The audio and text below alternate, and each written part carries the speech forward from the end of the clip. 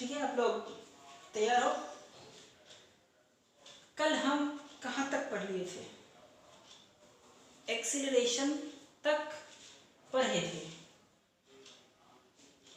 और एक्सीलरेशन के नेगेटिव भी पढ़ लिए थे, यानी कि जब स्पीड यानी वेलोसिटी इंक्रीज हो तो एक्सीलरेशन होता है, एंड व्हेन वेलोसिटी डिक्रीज हो तो डिसेलरेशन या रिटार्डेशन होता है। ये हमने पढ़ा था। अब बात आती है, आज कुछ पढ़ लें ग्राफ के बारे में, यानी कि ग्राफ पढ़ना है हमें, speed time, distance time, displacement time, velocity time, ये सब के बारे में पढ़ना है। तो चलो आज ग्राफ को समझते हैं। पहले तो रीडिंग समझते हैं कि ये ग्राफ नई चीज़ है और इसे समझना थोड़ा नई बात है। तो आज हम शुरुआत से ही ग्राफ की पहले रीडिंग समझते हैं कि इसके मीनिंग क्या होते हैं। ठीक, तो एक ग्राफ लेता हूँ मैं, डिस्टेंस टाइम ग्राफ। मैं पहले लेता हूँ distance time graph, distance time graph. इसको हम अगर मान लें एक्स टी ग्राफ कह सकते हैं। एक्स को अगर डिस्टेंस कह दिए, एक्स को अगर डिस्टेंस कह दिए तो एक्स टी ग्राफ इसे कह सकते हैं। तो ये हो गए हमारे एक्स टी ग्राफ। ठीक है, रीडिंग करते हैं, बस समझना है। अभी यहाँ पे this is X in metre and this is time in second. This is X distance है जो मीटर में है, और दिस इज टाइम जो किस में है, सेकेंड में है। ठीक है, ले लिया। ये ओरिजिन है। इसका मतलब जीरो टाइम पे कोई भी आदमी 0 मीटर पे है। ठीक, अब मान लो कोई आदमी चलना शुरू किया, कोई आदमी चलना शुरू किया तो टाइमिंग भी शुरू होगा, और टाइमिंग शुरू हुआ तो मान लो वो आदमी 5 सेकेंड के बाद 5 सेकेंड के बाद पहुंच गया 5 मीटर पे। 5 सेकेंड के बाद कहाँ पहुंच गया? 5 मीटर पे। तो अब हम इसे ग्राफ में कैसे शो करेंगे कि 5 सेकेंड के बाद 5 मीटर पे पहुंचा है तो वो कहाँ होगा? तो हम मैथमेटिक्स की तरह इसको यहाँ से पैरेलल खींच लें और यहाँ से भी ये खींच लें, यहाँ से ऊपर खींच लें और यहाँ से पैरेलल खींच लें। इसका मतलब है कि वो आदमी कहाँ पे पहुंच गया? यहाँ पे ग्राफ में इस पॉइंट पे पहुंच गया। अब मान लो अगले 5 सेकेंड में, अगले 5 मतलब यहाँ पर 10 हो गई, वो कहाँ पहुंच गया? 10 पे पहुंच गया। तो इसका मतलब है कि वो कुछ यहाँ पहुंच गया आदमी। इस तरह से जैसे जैसे टाइम पास हो रहा है वैसे वैसे ये इधर की तरफ ग्राफ में जा रहा है। लेट अस सपोज नेक्स्ट 5 में वो यहाँ पे पहुंच गया, तो यहाँ से भी लाइन खींच लिया मैंने और यहाँ से भी खींच लिए, तो फिर वो यहाँ पे आ गए। सबको मिला दें, सबको मिला दिए तो ये हमारे जो ये लाइन मिली इसी को कहते हैं x T graph. X T graph, इसका मतलब कि कोई भी ग्राफ किसी बाइक का या साइकिल का या आदमी का उसके बारे में बताता है कि किस टाइम में वो कहाँ पर है। तो 5 सेकेंड में वो कहाँ पे है, मैं कैसे पता करूं कि 5 सेकेंड में कहाँ पे?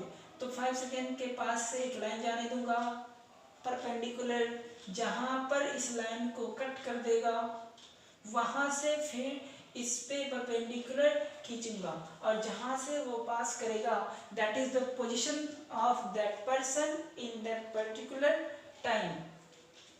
फिर किसी ने पूछा बताओ भाई 10 सेकेंड में कहाँ पे है, 10 सेकेंड में कहाँ पे है?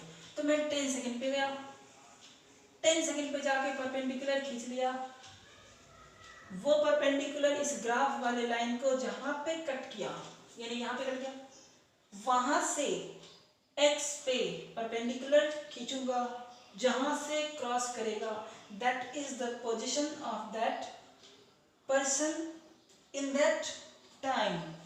ऐसे ही 15 पे 15 आ जाएंगे। किसी ने पूछा बता भाई 12 सेकेंड पे, 12 सेकेंड पे कहाँ है?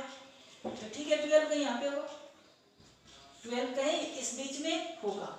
तो 12 से परपेंडिकुलर जाने दूंगा, 12 से एक लाइन खींचूंगा और फिर यहाँ पे कट किया तो यहाँ से भी एक लाइन खींच लूंगा। तो ये 12 पे ग्राफ में जहाँ पर मिल जाएंगे वही हमारे पोजीशन होंगे। तो इस तरह से खींचे जाते हैं डिस्टेंस टाइम ग्राफ। अगर किसी चलते हुए पर्सन का डिस्टेंस टाइम ग्राफ को खींचा जाए तो ऐसे खींचे जाएंगे। जैसे कि मुझे कोई ग्राफ ही दे दिया, खींचने के लिए अगर दिया जाएगा तो देखते रहेंगे कि वो किस टाइम पे कहाँ पर है। लेकिन अगर कोई ग्राफ ही दे दिया, कोई ग्राफ ही दे दिया, जैसे कि मान लो ऐसे दे दिया कोई ग्राफ, ठीक,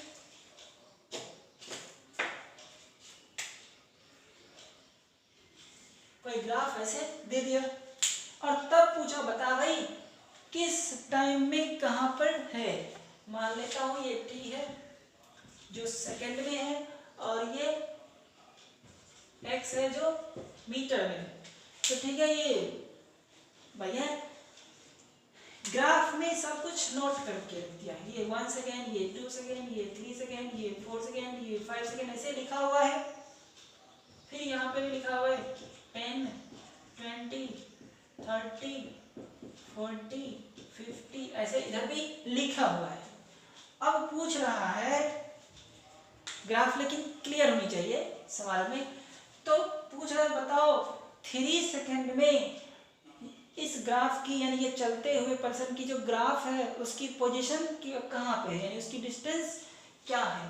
तो 3 सेकेंड पे पोजीशन पूछा है, यानी 3 सेकेंड पे x यानी डिस्टेंस यानी पोजीशन पूछा है। तो 3 सेकेंड से परपेंडिकुलर खींचा जाए, ठीक, जहां पे कट किया वहां से भी परपेंडिकुलर कुछ कुछ खींचा जाए। ये पॉइंट ग्राफ में हमारा जो होगा वही होगा x। लगभग ये मुझे लग रहा है 25 मीटर है, या जो कुछ भी हो जाए, यहाँ पे मैंने अप्रोक्सीमेटली 25 के करीब जा रहा है देखने से, तो मैंने 25 लिख दिया।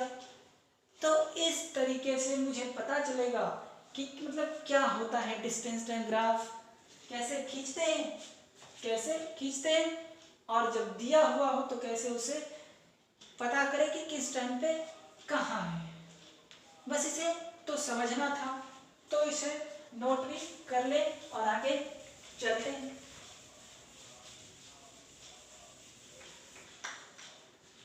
तो अब हम आगे चलें तो, और ये अभी थोड़ा जाने कि हाँ ग्राफ तो ऐसा होता है, लेकिन अब ये देखना है कि रेस्ट का ग्राफ कैसा होता है, फिर मोशन का ग्राफ कैसा होता है, फिर यूनिफॉर्म मोशन का कैसा होता है। तो अभी जो हमने पढ़ा था मोशन का था, अब मोशन में यूनिफॉर्म नॉन यूनिफॉर्म ये बातें अभी नहीं कहा है मैंने। तो distance time graph it means xt graph, फिर से चलते हैं, ये हो गया x in metre, t in second कर लिए, ठीक है। किसी आदमी का ग्राफ ऐसे है, किसी भी पर्सन का ग्राफ ऐसे है। तो हम देखते हैं कि इसमें टाइम भी बीत रहा है। मान लो जब पर्सन यहाँ पे है तो टाइम 0 और x भी 0। जब कोई पर्सन यहाँ पे आया तो टाइम कुछ बढ़ गया और x भी कुछ बढ़ गया। जब कोई पर्सन यहाँ पे आया तो टाइम भी बढ़ गया और x भी बढ़ गया। फिर यहाँ पे आया, टाइम भी बढ़ा, x भी बढ़ा। यानी कि इस ग्राफ पे जब आगे की तरफ जाते हैं then both t and x increases। It means ये तो रेस्ट का ग्राफ नहीं है, पोजीशन चेंज हो रहे हैं टाइम के हिसाब से। तो ये रेस्ट का तो नहीं है, ये तो है मोशन का। अब मोशन में भी यूनिफॉर्म है या नॉन यूनिफॉर्म है, ये प्योर कैलकुलेशन के बाद पता चलेगी कि हर एक पर्टिकुलर टाइम पे, यानी कि इक्वल इंटरवल ऑफ टाइम पे, यानी इक्वल टाइम पे अगर इक्वल डिस्टेंस कवर किए जाए तो कहीं भी यूनिफॉर्म है, अदरवाइज नॉन यूनिफॉर्म है। तो मान लेता हूं, तो मान लो इसको अगर ये बीच से जाए, हमें तो नॉर्मली अभी देखने से तो यही पता चलेगा, अगर एग्जैक्ट 45 डिग्री से जाए, बीच से जाए तो पक्का यूनिफॉर्म ही होगा। यूनिफॉर्म ही होगा। तो let us suppose this graph be going with 45 degree with origin to origin with time axis से, तो इसकी ग्राफ यूनिफॉर्म होगा। मैंने यहाँ पे मान लिया कि 45 डिग्री से जा रहे हैं, मैंने मान लिया ये 45 डिग्री से जा रहे हैं। अगर झुके हुए हो तो टाइम ज़्यादा चेंज होगा और एक्स कम चेंज होगा, तो उस केस में यूनिफॉर्म नहीं होगा। लेकिन ये यहाँ पे यूनिफॉर्म मोशन है, यूनिफॉर्म मोशन है तो यूनिफॉर्म स्पीड भी होगा ही, यूनिफॉर्म मोशन है तो यूनिफॉर्म स्पीड भी होगा ही। तो इस तरह से हमें ये पता चला। कैसे समझेंगे? अभी डेटा वोटा कुछ नहीं दिया है, कैसे पता करूं कि ये कौन सी टाइप के ग्राफ है। डेटा देता तो इक्वल टाइम पे कितने कितने डिस्टेंस कवर कर रहे हैं उससे पता कर लेते कि ये यूनिफॉर्म है या नॉन यूनिफॉर्म है। लेकिन अगर कुछ दिया ही नहीं है, सीधा ऐसे खींच दिया, तो देखेंगे कि बीच से जा रहे हैं या थोड़ा हटके जा रहे हैं। अगर बीच से जाए 45 डिग्री से तो यूनिफॉर्म, अदरवाइज नॉन यूनिफॉर्म। ऊपर या नीचे जाए तो नॉन यूनिफॉर्म ग्राफ होगा। तो ये होगा डिस्टेंस टाइम ग्राफ। ठीक, अगर यहाँ पर डिस्प्लेसमेंट भी कर दें तो सेम थिंग ही आएंगे। अब दूसरा देखा जाए, ऐसे चलते हैं, वही एक्स है मीटर में, वही टाइम है सेकेंड में। ऐसे कर दिया मैंने ग्राफ, ऐसे सीधा, ये ओरिजिन है। यहाँ पे कुछ तो पोजीशन होगा, 10 मीटर या जो कुछ भी, मान लेता हूँ 20 मीटर। तो देखा जाए इस पोजीशन पे जब भी ग्राफ की रीडिंग करते हैं तो t इक्वल्स 0 से ही शुरू करना है, टाइम 0 से ही शुरू करना है रीडिंग करना। तो टाइम 0 कहाँ पे? यहाँ पे होता है। अब ग्राफ यहाँ से तो शुरू है नहीं, ग्राफ तो यहाँ से शुरू है। ये बीच वाली जो लाइन होते ना, वो ग्राफ है। तो ये बीच वाली लाइन तो यहीं से शुरू थे, तो वहीं से रीडिंग करेंगे। बट इस बार तो ये वाली लाइन यहाँ से शुरू है, तो रीडिंग यहीं से चलेगी और यहाँ से चलेगी। तो यहाँ पे टाइम है कितना? तो यहाँ पे टाइम होती है, कहीं पे भी टाइम निकालना हो तो टाइम एक्सिस पे परपेंडिकुलर, टाइम एक्सिस पे परपेंडिकुलर खींच लो। तो यहाँ से टाइम पे परपेंडिकुलर खींचो तो कहाँ से जाएगी? ओरिजिन से। तो यहाँ पे टाइम है 0, मीन्स इनिशियल टाइम 0 है, यानी कि शुरुआत में कहाँ पे है वो? 20 मीटर पोजीशन पे है, 20 मीटर पोजीशन पे है। अब देखा जाए कि टाइम जैसे क्रॉस करा, यहाँ पे टाइम चेंज होके क्या हो गया? कुछ बढ़ा, यहाँ पे आया, फिर टाइम चेंज हो गया, कुछ बढ़ गया, फिर यहाँ पे आया, टाइम चेंज हो गया, कुछ बढ़ गया। तो जैसे जैसे हम इस ग्राफ में आगे की तरफ जाते हैं टाइम बढ़ रहा है, बट पोजीशन तो बढ़ रहा नहीं है। यहाँ से यहाँ पे हूँ तो भी 20, यहाँ पे हूँ तो भी 20, यहाँ पे हूँ तो भी 20, क्योंकि इस पॉइंट पे x निकालना है तो x पे परपेंडिकुलर, किसी भी पॉइंट पे x निकालना है तो x पे परपेंडिकुलर खींचते हैं। तो x पे परपेंडिकुलर खींचा तो 20 से ही क्रॉस करा।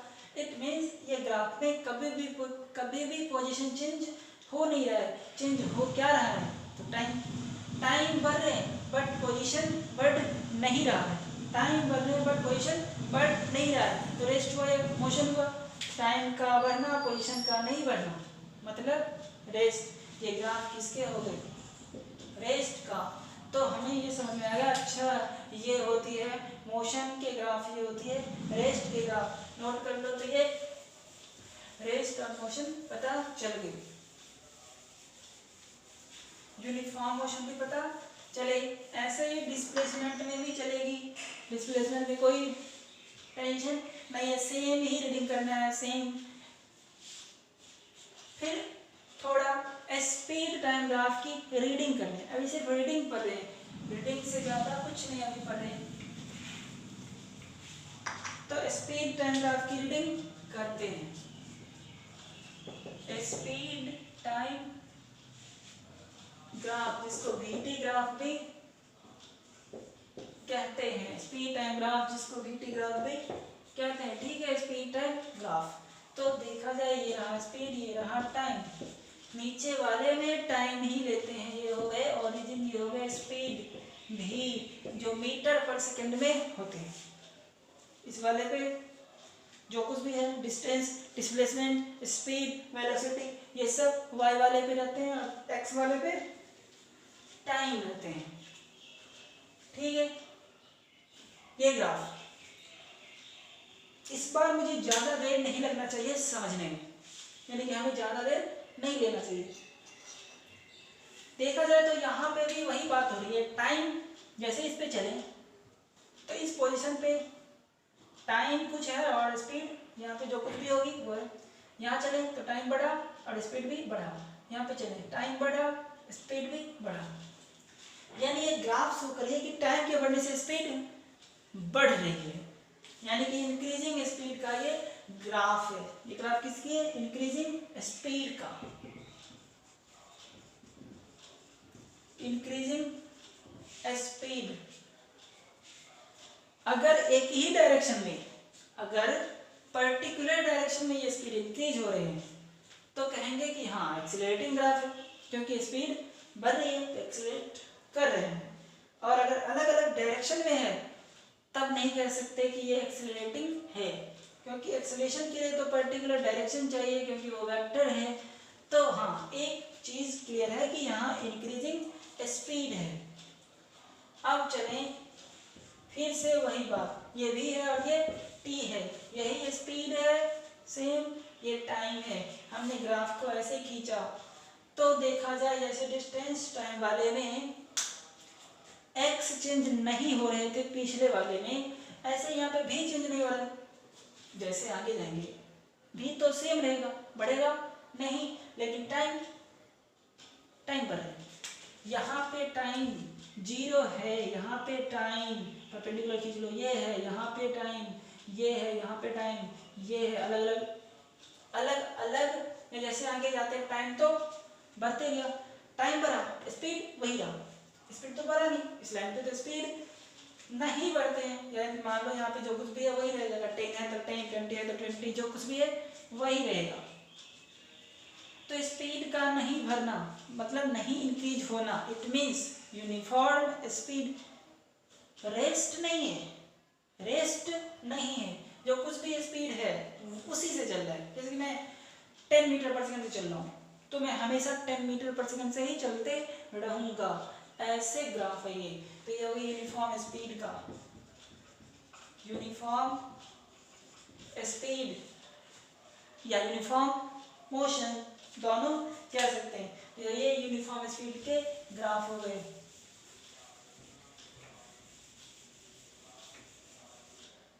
ठीक,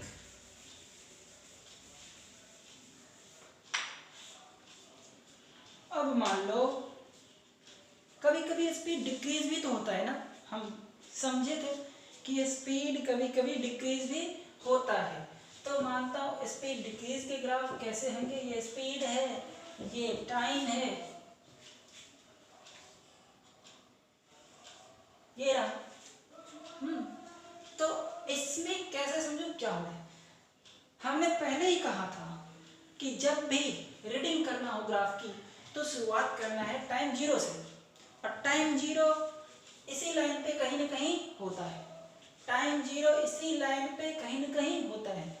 तो इस लाइन पे तो ग्राफ की पॉइंट यहाँ पे पड़ती है, तो टाइम 0 पे स्पीड क्या है, जो कुछ भी होगी 20, 40, 50 जो कुछ भी है, यहाँ पे कुछ तो होगी। मान लेता हूँ यहाँ पे 40 है मीटर पर सेकेंड है, ये सेकेंड है, 40 मीटर पर सेकेंड। चलो अब टाइम को आगे करते हैं, टाइम थोड़ा आगे आ गए, यहाँ पे आ गए, यहाँ पे जब आए तो स्पीड क्या हो गई, थोड़ा नीचे आ गई, नीचे स्पीड नीचे आ गई, और थोड़ा आगे चलो टाइम को लेके, ग्राफ में यहाँ पे आ गए और टाइम पे यहाँ पे आ गए, तो स्पीड में यहाँ पे आ गए, और आगे जाते हैं। जब यहाँ पे आए तो टाइम हो गया दिस, और स्पीड से मिला दूँ तो दिस, यहाँ पे आ गए टाइम हो गया दिस, स्पीड हो गया दिस। तो जैसे जैसे ग्राफ पे नीचे आते हैं टाइम की तरफ तो बढ़ रहे हैं बट स्पीड की तरफ घट रहे हैं।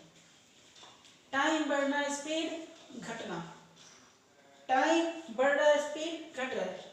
कब हो सकता है ये, जैसे कोई चीज को ऊपर फेंके, ऊपर जब फेंकते हैं टाइम बढ़ रहा होता है, धीरे धीरे ऊपर का स्पीड डिक्रीज होता है, धीरे धीरे ऊपर के स्पीड डिक्रीज होते हैं। तो ऐसे चीज़ों में जब किसी भी चीज़ को प्रोजेक्ट करें ऊपर की तरफ तो शुरुआत में स्पीड ज़्यादा देते हैं और धीरे धीरे ऊपर जाते जाते रुक जाता है। तो वही चीज़ है, ये स्पीड डिक्रीज हो रही है। तो ये हो गया डिक्रीजिंग स्पीड का, डिक्रीजिंग स्पीड के ग्राफ हो गए ये। तो समझ में आया होगा। ऐसे ही वेलोसिटी की भी रीडिंग करते हैं, सेम टाइप से वेलोसिटी की भी रीडिंग करते हैं, डिस्टेंस वाले टाइप से करते हैं, डिस्प्लेसमेंट की ग्राफ की रीडिंग और स्पीड वाले के टाइप से करते हैं वेलोसिटी की रीडिंग। ये तो समझ रहे थे कि ग्राफ में क्या होते हैं, ठीक। अब ग्राफ में क्या होने के बाद अब हमें समझना है कि इससे आगे की चीज क्या होते हैं, माने कि ग्राफ में और भी आगे क्या पढ़ना है। अब शुरू करते हैं हम डिस्टेंस टाइम ग्राफ से, जो चीजें हमें पढ़ना है। डिस्टेंस टाइम ग्राफ में पढ़ना क्या है रीडिंग के बाद।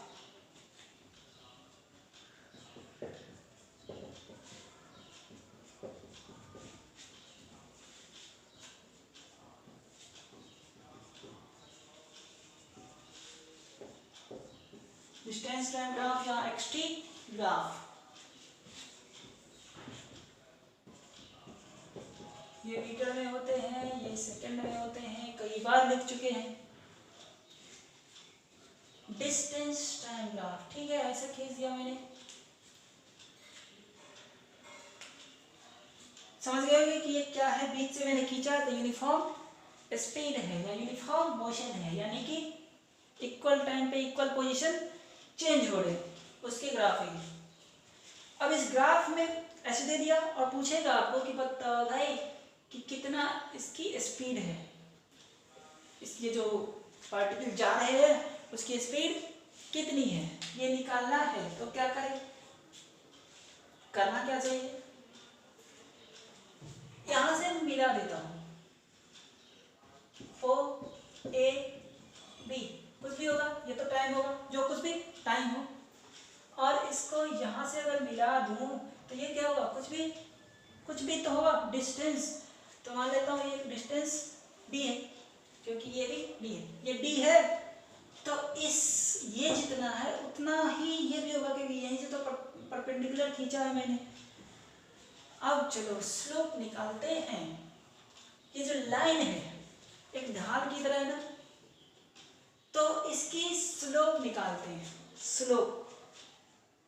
तो स्लोप ऑफ ग्राफ, ये जो ग्राफ है उसकी स्लोप कितनी होगी, तो स्लोप होते हैं परपेंडिकुलर बाय बेस, ये 90 डिग्री पे है, परपेंडिकुलर बाय बेस। अब ये परपेंडिकुलर क्या होते हैं, स्लोप जो होते हैं इसकी परपेंडिकुलर भी है और बेस तो ये है, परपेंडिकुलर ये बेस ये, तो परपेंडिकुलर है डी, परपेंडिकुलर हो गए हमारे डी, बेस हो गए हमारे T.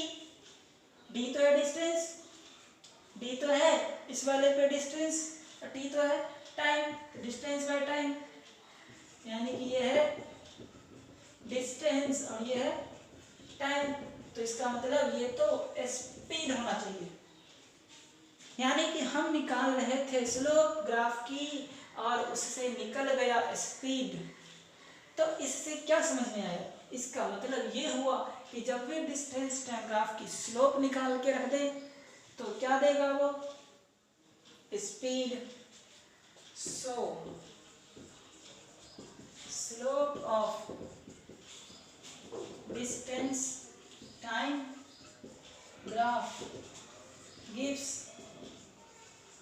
Speed, slope of distance time graph gives speed. इसे याद रखना है। स्लोप क्या होता है, ये जो ढाल होती है वो, तो उसे निकालते क्या कैसे हैं, तो परपेंडिकुलर बाय बेस, परपेंडिकुलर है डिस्टेंस, बेस है टाइम। तो इस तरीके से हमारे स्पीड आ गए नोट, ठीक है। ये अभी मैंने पढ़ा था, इसमें मैं कुछ चेंज कर देता हूँ, बस कुछ चेंज कर दूंगा तो नई टॉपिक बन जाएगी। यहाँ पे था डिस्टेंस टाइम ग्राफ, अब मैं यहाँ पे मिटा के डिस्प्लेसमेंट कर देता हूँ। डिस्प्लेसमेंट, डिस्टेंस के बाद डिस्प्लेसमेंट होते, तो डिस्प्लेसमेंट टाइम ग्राफ इसको एस से कहें, चलो कुछ और कहना चाहिए नया चीज, एस टी ग्राफ कुछ भी कह सकते हैं, यहाँ पे कोई नया चीज भी मिल सकता है, बस इसे समझना है कि डिस्प्लेसमेंट है एस टी ग्राफ।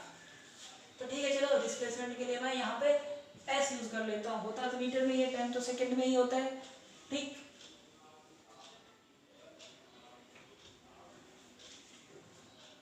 इसको ना एस नाम दे देता हूँ, इसमें भी एस, वही चीजें हैं, सेम रीडिंग वही होगी। कोई आदमी का डिस्प्लेसमेंट का ग्राफ ये है, जब वो यहाँ पे पहुंचा टी टाइम के बाद तो उसकी डिस्प्लेसमेंट हो गई दिस, यानी कि मान लिया वो एस है, तो ये भी एस होगा। तो slope of graph perpendicular by base, फिर से वही परपेंडिकुलर है, इस बार क्या S, perpendicular S base T, तो परपेंडिकुलर है हमारे displacement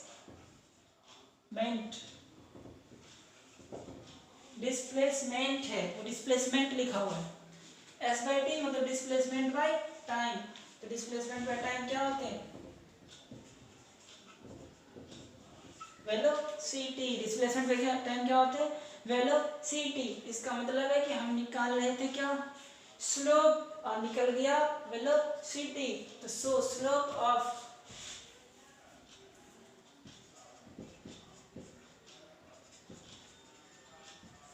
displacement time graph gives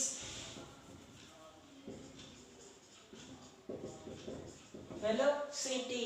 इस तरीके से अगर स्लोप निकालो डिस्टेंस का तो क्या देगा, स्पीड, स्लोप निकालोगे डिस्प्लेसमेंट टाइम का तो क्या देगा, वेलोसिटी। दोनों की यूनिट सेम ही होता है, नोट कर लो इसे भी,